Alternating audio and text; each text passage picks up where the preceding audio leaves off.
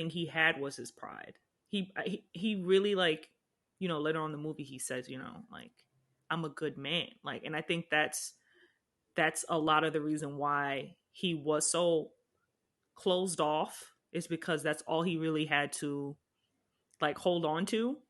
And once he kind of like gave it he gave it to Dr. Davenport, like the anger, then you start to see, like, all right, he's super vulnerable, like he's just ready to crack, and he did.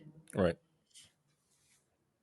Yeah, I know another thing too. Oh, no, I was gonna say another thing too, that we should definitely touch on it is, I think, how intelligent he was.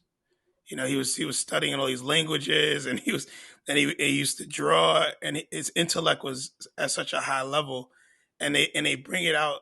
You know, he showed at certain parts of the film, but I was just blown away by. I think he was taking Japanese lessons, Japanese to learn Right. Yeah. Japanese or Chinese. Like, that's not easy.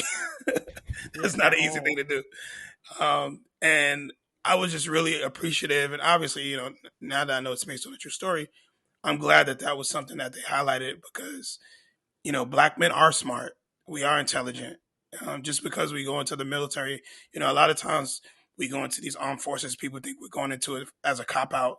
I know when I was in high school, a lot of my friends were like, "Yeah, I'm going in because what else am I going to do?" Right. And in some ways, that was Antoine's truth. Like, he just had to nothing else going for himself. But when he got in, you saw little sides of him that showed his intellect, and I was really impressed and really proud to see this black guy in the Navy learning how to speak Japanese. And Yeah. I think he said he spoke like 3 or 4 other languages at one point, if I'm not mistaken.